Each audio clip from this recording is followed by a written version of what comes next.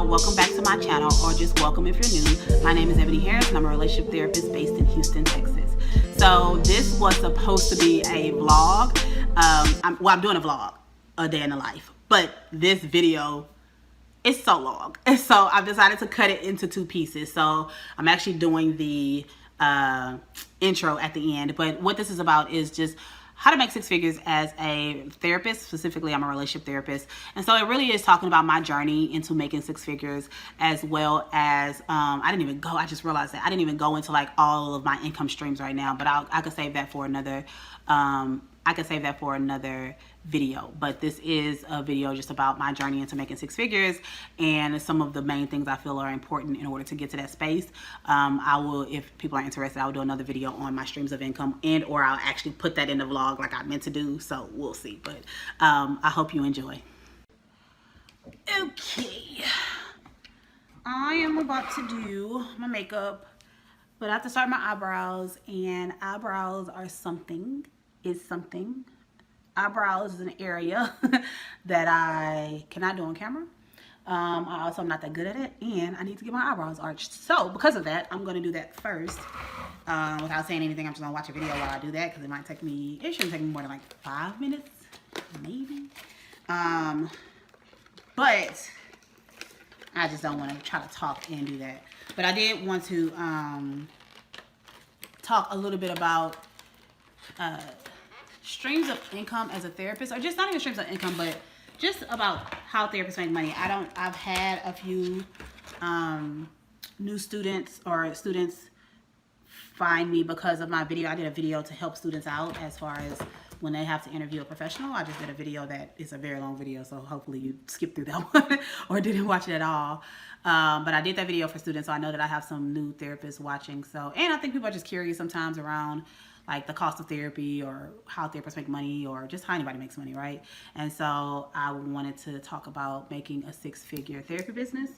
So I'm going to just give some insight on building a six-figure business as a therapist, but also I think it probably can go with any profession that you're in. So let me do my eyebrows.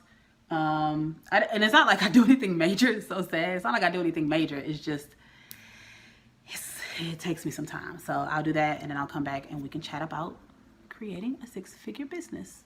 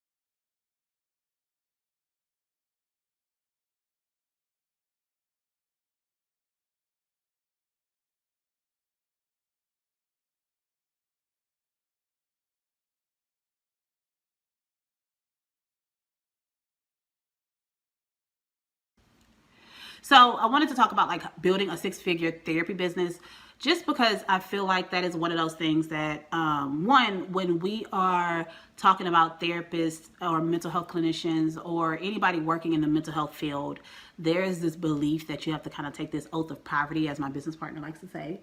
And we often think that if we want to help people, that means we can't have a lucrative life. Right? I don't believe that. You can help people and still take care of yourself and still make money. That's the first thing I feel like is extremely important, is to acknowledge and understand like what your belief system is around money. How will you show up if you have a lot of money? Are there any barriers to you having money? All of that. So I think that's important to identify, but that's, neither here nor there. That's for anybody that desires to have the freedom that money affords you. Because I don't believe, and I think I said this earlier, I don't believe in more money, more problems. Oh, maybe I told a client that, I can't remember. I believe in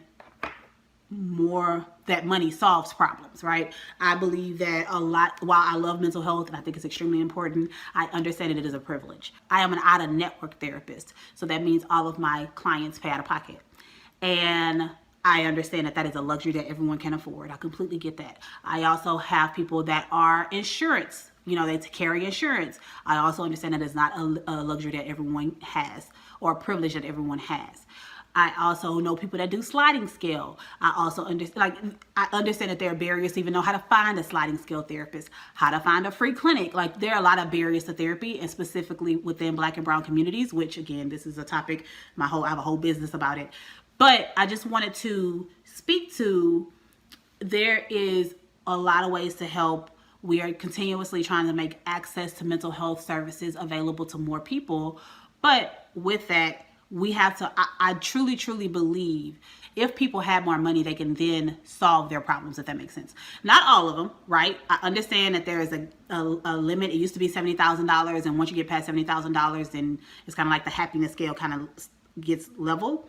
I don't think that's the same for Black and brown people. I think it has to be much higher, because we also have to account for the fact that we typically have to help generations or help other people in our family. We have to account for the fact that we may have had a late start because we get paid less. We have to account for the fact that if we have student loans, we have somebody paying for our college or whatever the case may be. So I think it's a little bit more I think it's more than 70 just because of inflation, but it's definitely more for Black and brown people. And so again, while I don't believe that it solves every problem, I do believe that money can help lessen stress, which can then help you be able to focus your energy on other issues.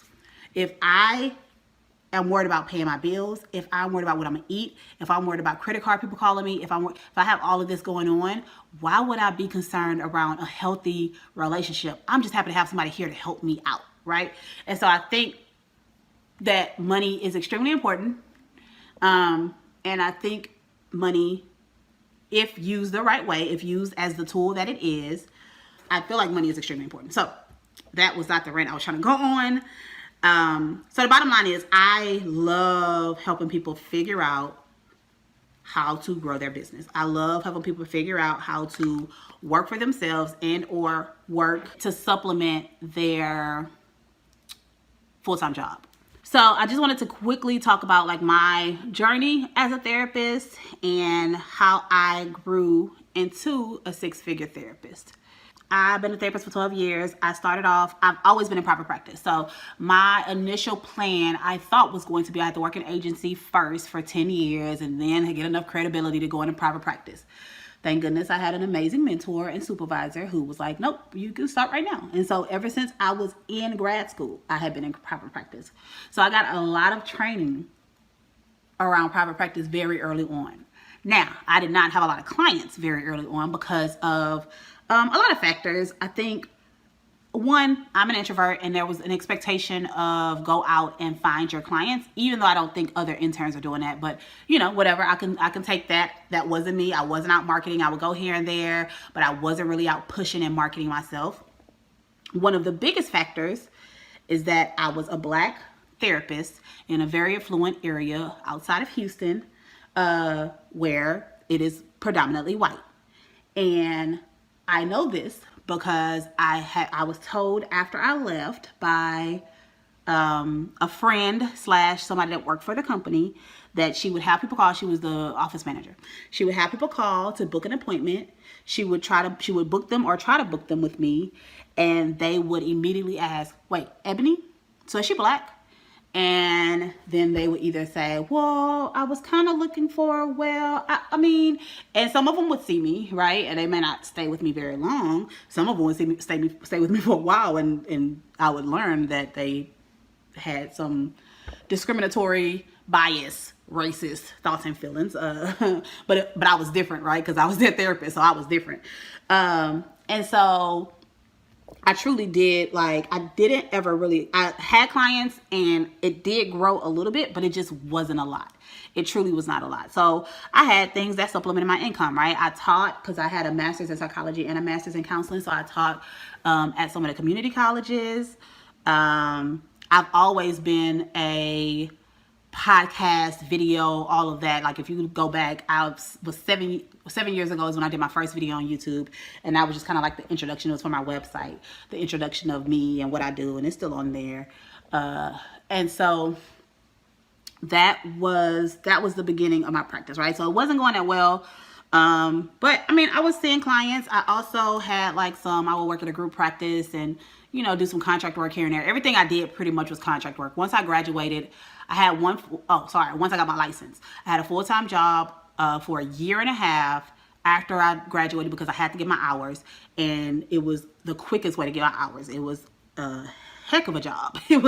I enjoyed it half the time. The other time I just wanted to be like, oh my God, it was a lot of drama, a drunk supervisor. It was a lot. I have not had a full-time job since. Outside of that, and even while I was doing that, all contract, right? I always did some type of contract work. And I also would do podcasts. I would also do, I was speaking, I was doing all this stuff, right? But that stuff wasn't really paying me. I was just doing it to get exposure, right? I had my podcast that I just really liked hanging out with my friends and talking about sex and relationships. But yeah, so that's how I started. So it wasn't the most lucrative. I was actually struggling a little bit financially, partly because of the job and partly because I was not good with money. Like, I didn't know nearly what I know now. Like, I had no idea what I was doing with that money. So 2 things that were pivotal happened in my life. One, I moved my practice to Houston proper, you know, the city of Houston, but like mainly Houston.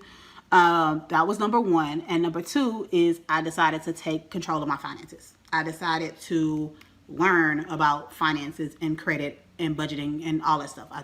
It took me a good 2 to 3 years to get my life together.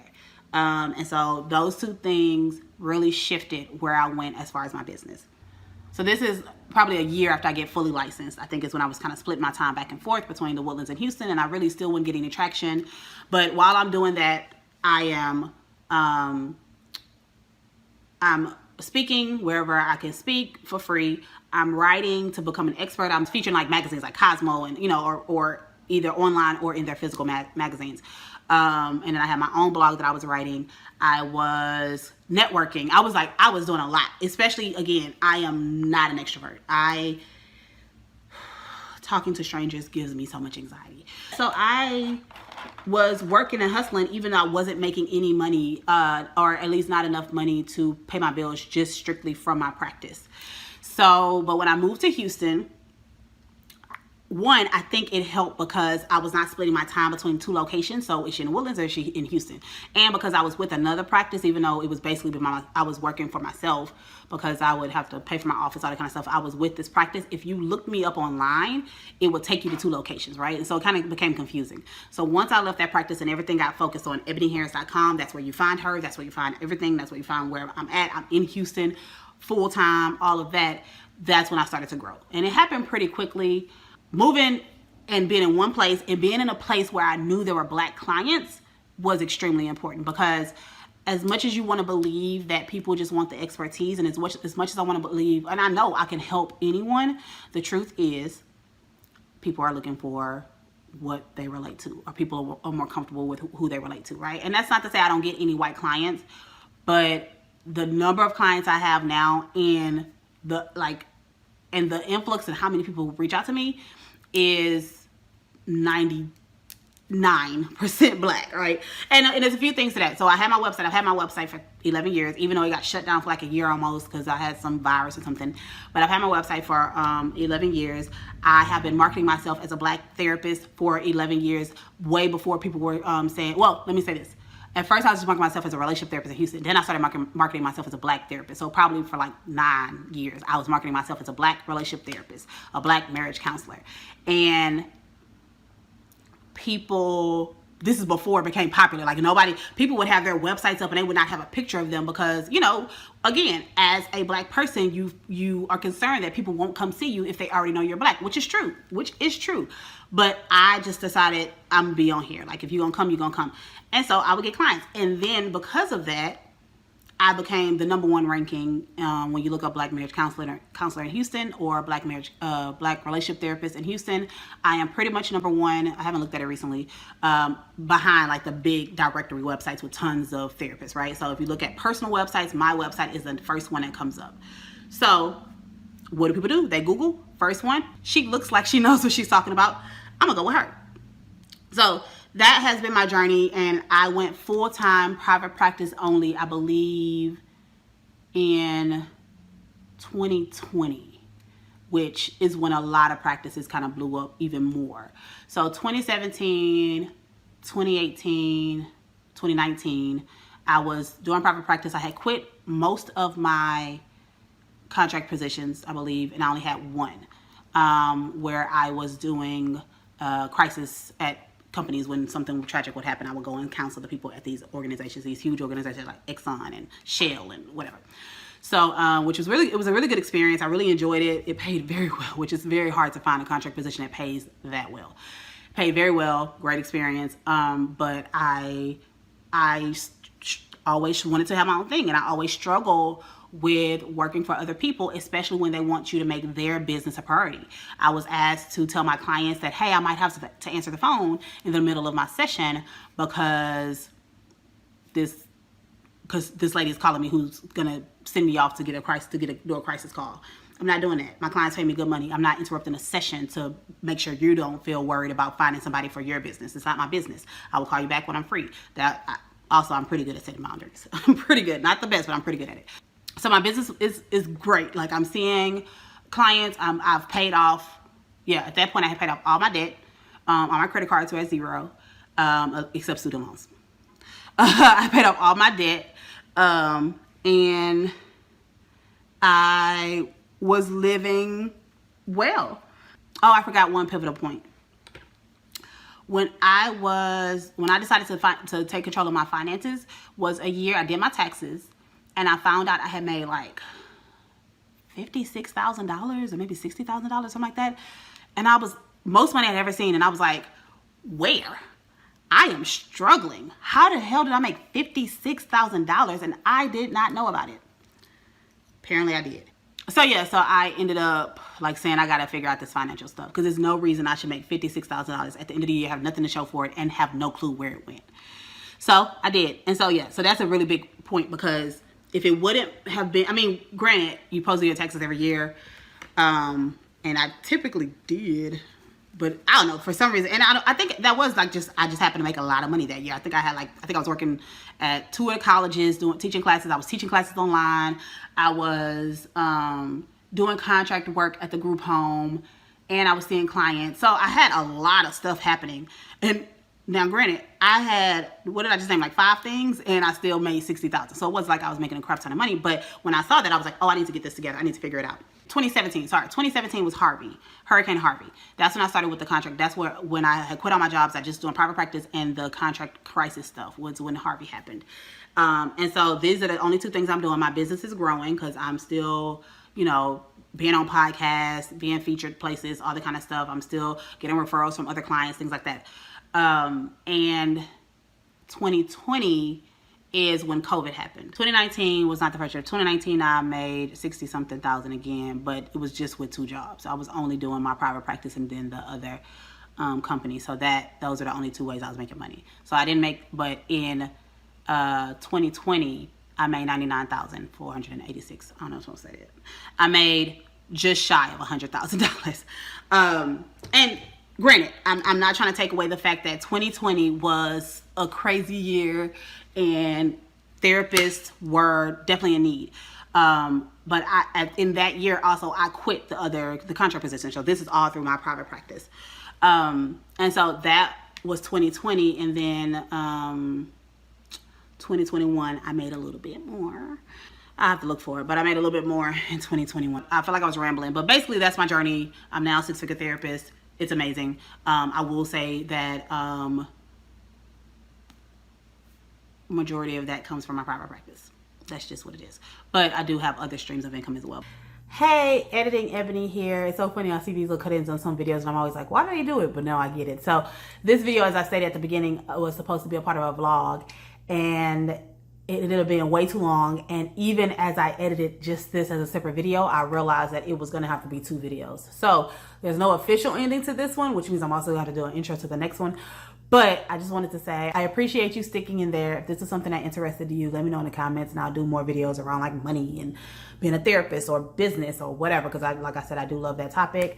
But I'll make the second part another video where I kind of talk about my tips around building a 6-figure business.